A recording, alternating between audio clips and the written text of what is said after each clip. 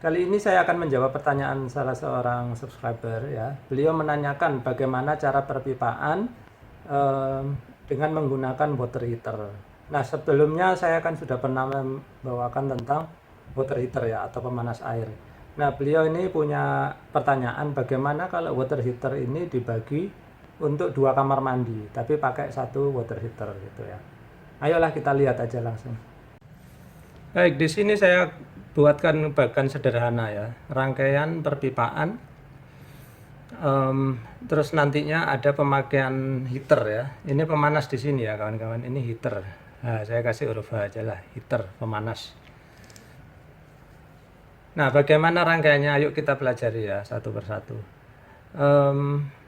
Di sini adalah anggap sumbernya ini dari PDAM, atau kalau kawan-kawan di sana sumbernya air sumur ya berarti di sini ada pompa ya. Terus naik ke atas mengisi toren ke sini airnya ya. Dari sini terus air dipompa.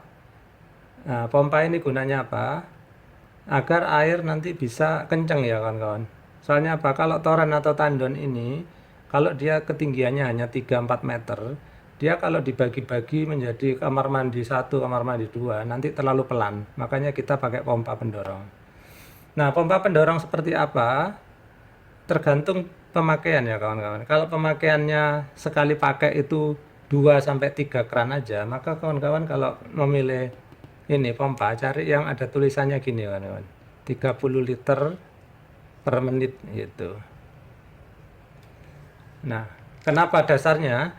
Nah, kalau 3 keran, masing-masing keran itu nyamannya memakai 10 liter per menit. Nah, sehingga kalau ada pemakaian 3 keran bersamaan, ya, masing-masing keran tadi kan 10. Jadi 10 tambah 10 tambah 10, maka kita sekali jalan itu butuh paling tidak 30 liter per menit alirannya ya kawan-kawan. Jadi kawan-kawan cari pompa yang paling tidak itu 30 liter per menit. Seperti itu. Nah, kemudian dari pompa sini ya, air akan dialirkan ke, lihat, ada yang dialirkan ke heater sebagian ya, ada yang langsung dialirkan ke keran yang memakai air dingin aja. Terus ada yang dialirkan ke keran campuran. Nah, keran campuran ini maksudnya pencampuran air dingin dan panas ya kawan-kawan. Nanti yang air panasnya kita bahas belakangan. Nah, terus ke kamar mandi sini juga keran campuran lagi ya. Keran campuran air panas dan dingin. Oke, terus yang kita bahas ya, yang tadi lari ke heater itu atau pemanas ya. Air yang panas ini sumbernya sama ya kawan-kawan, harus dari sumber yang sama. Jadi jangan buat pompa terpisah. Harus jadi satu. Terus airnya masuk ke sini lalu dia dipanaskan. Nah, heaternya ini terserah kawan-kawan, mau heater listrik ataupun heater pakai gas LPG gitu ya. Nah, terus setelah lewat heater air kan panas tuh. Nah, air panas ini kita distribusikan memakai pipa yang khusus, pipa air panas ya kawan-kawan. Jadi saya anjurkan pakai pipa PPR ya, polypropylene random. Gambarnya seperti ini ya. Biasanya warna hijau, ada stripnya merah. Itu yang khusus untuk air panas. Ingat ya, strip merah. Terus distribusi air panas ini terserah kawan-kawan ya.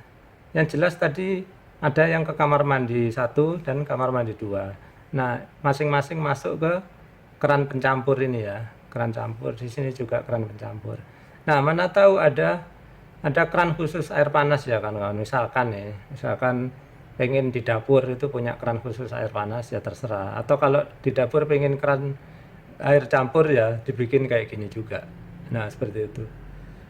Jadi gini aja ya kawan-kawan, kelemahan ya atau keuntungan dulu ya. Keuntungan dari heater 1 dipakai untuk kamar mandi 2 misalkan ya. Keuntungannya ya yang pertama hemat barang ya. Kita hanya perlu beli 1, bisa dipakai berdua, nggak harus masing-masing punya heater ya. Kemudian keuntungan kedua, kayaknya dayanya juga lebih hemat ya kawan-kawan. Karena apa? Ini ibaratnya di sini kan kalau pakai gas LPG ataupun pakai listrik, dia kan manasin 1 terus dipakai untuk bersama-sama gitu. Jadi gasnya di dalam sini kawan-kawan itu dia kalau yang pakai LPG ya dia akan nyala dan mati itu tergantung aliran di sini. Kalau alirannya makin besar ya, apinya juga akan makin besar seperti itu. Otomatis yang di sini.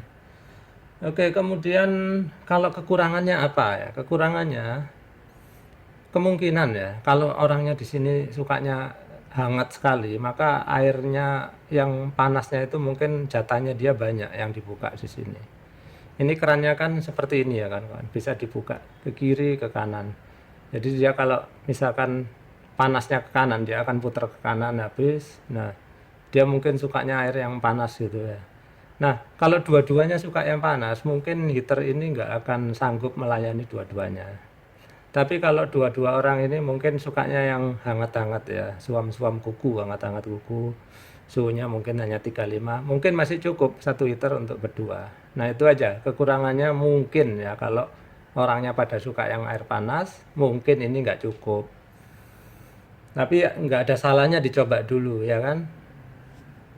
Karena biasanya sih kalau kita tinggal di tempat apalagi yang cuaca panas, biasanya ya nggak pengen yang terlalu panas. Yang penting hangat aja ya, di pagi hari nggak terlalu dingin. Baik, itu saya rasa begitu aja ya kawan-kawan. Jadi kalau kawan-kawan pengen membahas yang inputan ini, mungkin kawan-kawan yang sering melihat ini ya, lihat video saya sebelumnya, saya selalu menganjurkan ya, yang kayak gini nih, rangkaian kayak gini, saya selalu menganjurkan di sini itu dibikin bypass ya kawan. Seperti ini. Jadi kita hubungkan. Nanti akan saya terangkan untuk apa.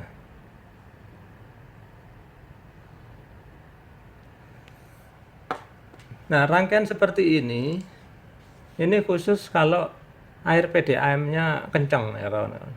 Kalau air PDAM-nya kencang atau di sini udah ada pompa yang kuat alirannya, maka saya anjurkan dibikin untuk seperti ini. Ya. Tapi ini tidak berlaku kalau pompanya pompa submersible ya. Nanti kenapa pompa submersible nggak bisa dipakai seperti ini? Suatu saat saya akan membahas khusus pompa submersible. Pompa submersible itu pompa yang dipendam ya kawan-kawan, dicelup, ditaruh di dalam sumur itu.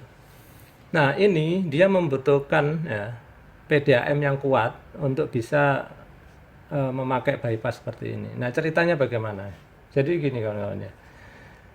Kalau misalkan PDAM ini alirannya cukup kuat, maka dia selain mengisi ke tandon atau torrent sini, dia juga bisa nyuplai langsung ke semua distribusi air ya, ke heater juga gitu. Jadi air ngisi sini iya, terus melayani ke sini iya. Nah gitu. Nah begitu air PDAM melemah, misalkan ya, kalau malam hari dia menguat, kalau siang dia melemah. Kalau melemah maka tekanan di sini turun sehingga pompa bekerja ya kawan-kawan.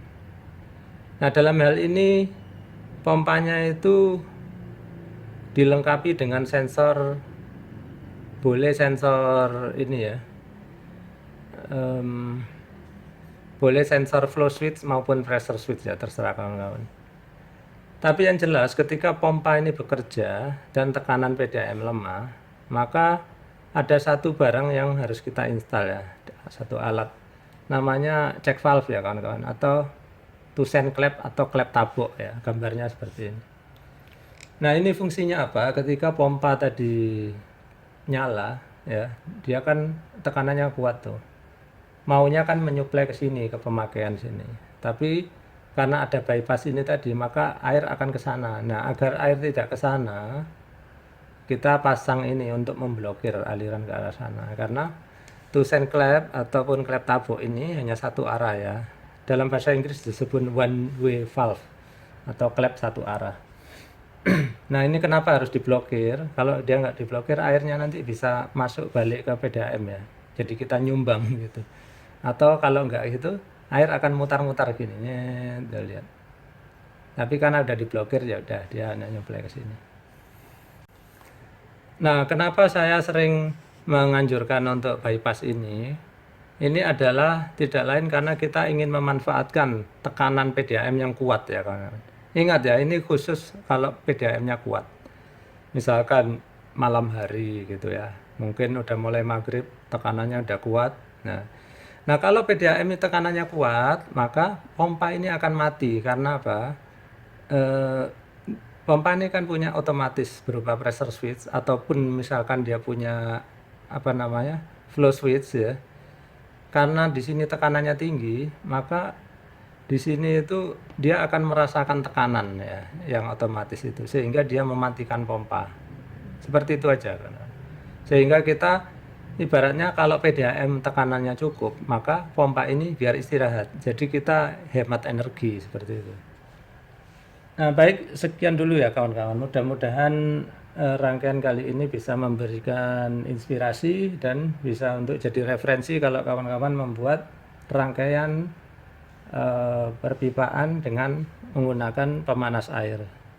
Sekian dulu, terima kasih sudah menyaksikan.